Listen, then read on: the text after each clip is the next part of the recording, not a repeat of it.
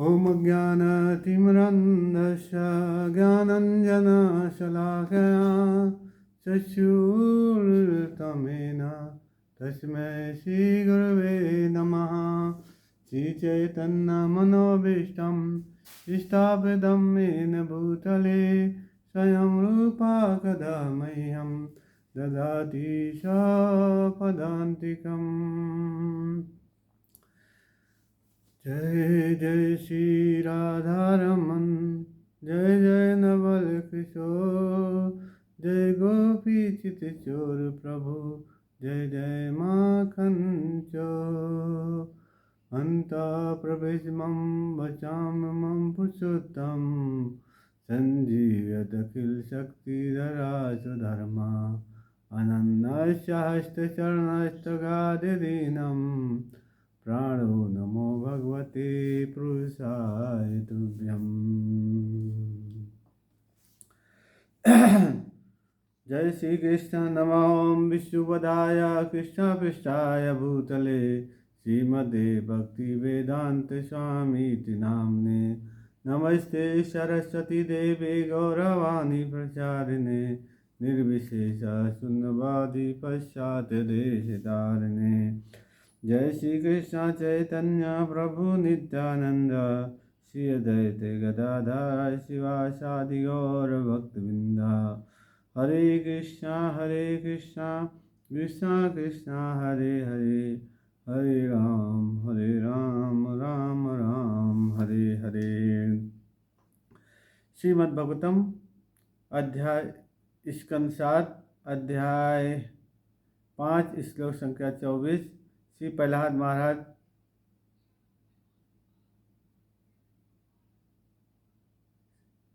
इसी सिद्धांत पर बल दिया। प्रहलाद महाराज ने श्लोक कहा है, इति पुंसार्पितार्विष्णु भक्ति चेतनो लक्षणं क्रियते भगवत ततः तन्मन्येऽधीताम् उत्तमम्। जो व्यक्ति भगवान की सेवा में इन 9 सिद्धांतों श्रवण कीर्तन स्मरण पाद सेवन अर्चनम वंदम दास्यम साक्यम आदि निवेदन को व्यक्त करता है, उसे ही पंडित समझना चाहिए, जिससे वैदिक साहित्य को अच्छी तरह पचा लिया है। क्योंकि वैदिक साहित्य के अध्ययन का लक्ष्य भगवान श्री कृष्ण की सर्वश्रेष्ठता को समझना है। श्रीधर स्वामी अपनी टीका में पुष्टि करते हैं कि सर्वप्रथम गुरु की शरण में जाना चाहिए, तभी भक्ति की क्रिया विकसित होगी। यह तथ्य नहीं है कि जो परिश्रम से अध्ययन करता है वह भक्त बन सकता है, किंतु यदि गुरु तथा भगवान पर किसी की पूर्ण श्रद्धा हो तो चाहे वह बिल्कुल अनपढ़ क्यों न हो, वह वेदों का असली ज्ञान प्राप्त करके आध्यात्मिक जीवन को प्राप्त होता है। महाराज खट्वांग के उदाहरण से इसकी पुष्टि होती है। जो शरणागत हो जाता है उसे वेदों का ज्ञाता मान लिया जाता है। जो शरणागति की इस वैदिक विधि को अपनाता है वह भक्ति सीख लेता है और निश्चित रूप से सफल होता है, किंतु जो अत्यंत गर्वीला होता है वह ना तो गुरु की शरण में जाने में समर्थ होता है, ना ही भगवान की। इस तरह वह वैदिक साहित्य के सार को नहीं समझ सकता। श्रीमद् भागवतम की घोषणा है, शब्द ब्रहणी निष्ठान्तो नानिष्ठा यत्परे यदि श्रवण तस्म फलो ही धेनुमिव रक्षतः। यदि कोई वैदिक साहित्य में निपुण है किंतु भगवान विष्णु का भक्त नहीं है तो उसका श्रम उसी प्रकार व्यर्थ है जिस प्रकार बिना दूध की गाय पालना। जो भी व्यक्ति शरणागति का अनुगमन नहीं करता और केवल शैक्षिक जीवन बिताने में रुचि रखता है वह कोई उन्नति नहीं कर सकता। उसका लाभ व्यर्थ श्रम जैसा है। यदि कोई वेदों के अध्ययन में पटु है किंतु भगवान विष्णु की शरण में नहीं जाता तो उसका ज्ञान अनुशीलन समय तथा श्रम का अपव्यय मात्र है। तो यहाँ पे कहते हैं प्रहलाद महाराज कहते हैं कि जो जो व्यक्ति भक्ति 9 प्रकार की जो भक्ति होती है, श्रवण कीर्तन विष्णु स्मरणम पाद सेवन अर्चम बंधम दास्यम साक्यम आत्मनिवेदन, इस प्रकार से कोई भगवान की भक्ति करता है तो क्या होता है। अगर कोई भगवान की भक्ति करता है, कैसे करता है, गुरु के संरक्षण में और भगवान के संरक्षण में, गुरु के आदेशानुसार भगवान की भक्ति करता है। तो कोई पढ़ा लिखा भी है या अनपढ़ है, अगर कोई अनपढ़ भी है लेकिन भगवान गुरु की शरण में रह के भगवान की सेवा करता है और भगवान की भक्ति करता है, तो वो क्या होता है, सारे वेदों का जो होता है अध्ययन कर चुका आता है, वेदों के सार को जान जाता है। लेकिन और यहाँ पे एक बात और कही गई है कि अगर कोई बहुत व्यक्ति पढ़ा लिखा है, खूब वेद शास्त्रों का अध्ययन करता है, शास्त्रों को पढ़ लिया है, अच्छी तरह से पचा लिया अच्छी तरह से, लेकिन वो व्यक्ति क्या है, शास्त्रों को पढ़ने से भक्त नहीं बन सकता है, भगवान की शरण में नहीं ग्रहण कर सकता है, क्योंकि उसने गुरु की शरण नहीं ग्रहण नहीं की है। इसलिए कहा गया यस्य प्रसादा भगवत प्रसादो यस्य प्रसादा नलगित कुतोपि दयन सुबंधसा जय शशि संयम बंदे गुरु श्री चरणरविंदम।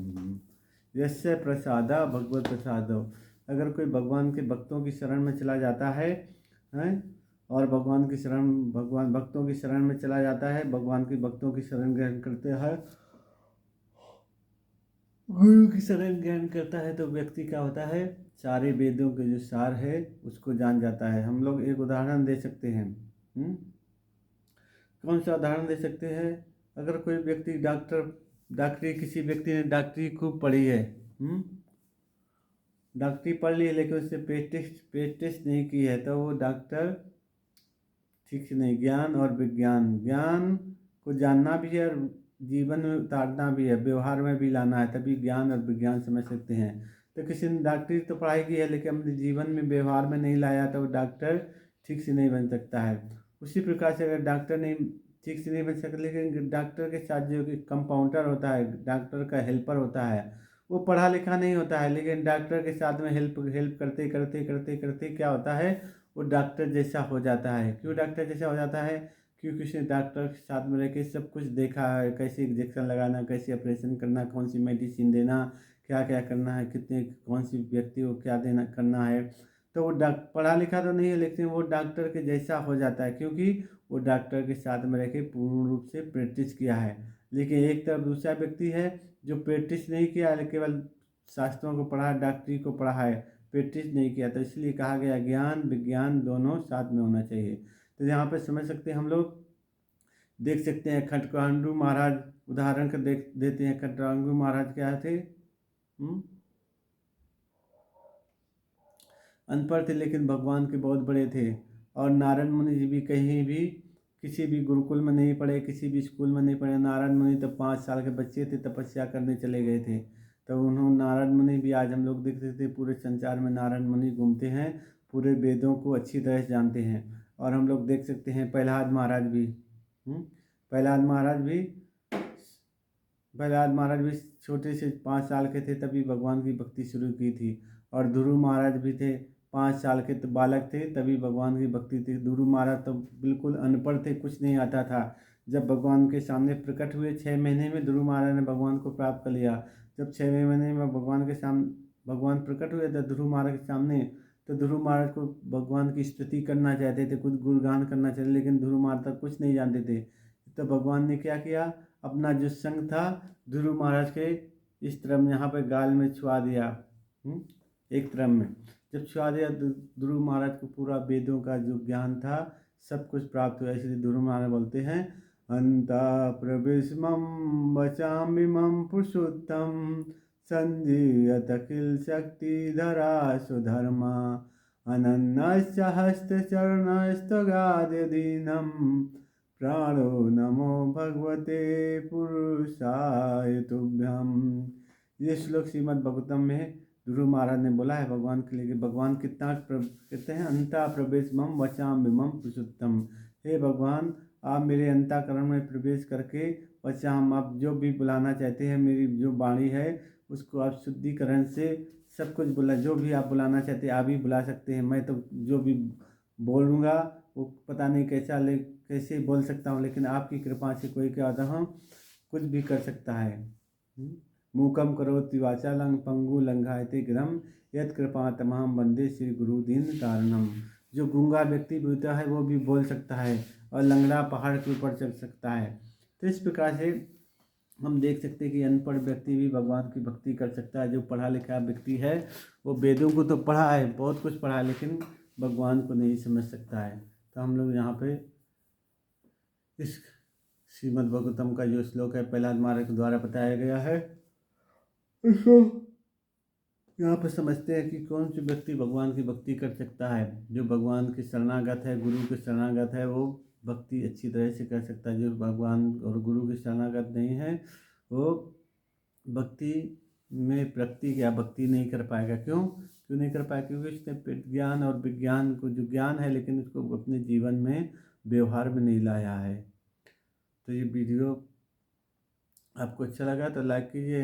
अगर किसी का क्वेश्चन है, कमेंट है तो आप लिख के भेजिए। और अगर अच्छा लगा तो आप हरे कृष्णा एक बार हरे कृष्णा लिखिए, कमेंट कीजिए, हरे कृष्णा लिखिए एक बार।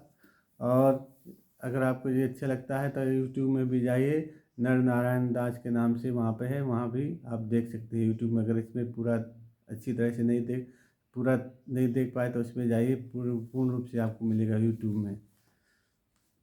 श्री श्री जगन्नाथ बलदेव सुभद्रा महारानी की जय। निताई गौर प्रेमानंदे। जगत गुरु श्री प्रभुपाद की जय। हरे कृष्णा कृष्णा कृष्णा हरे हरे, हरे राम राम राम हरे हरे।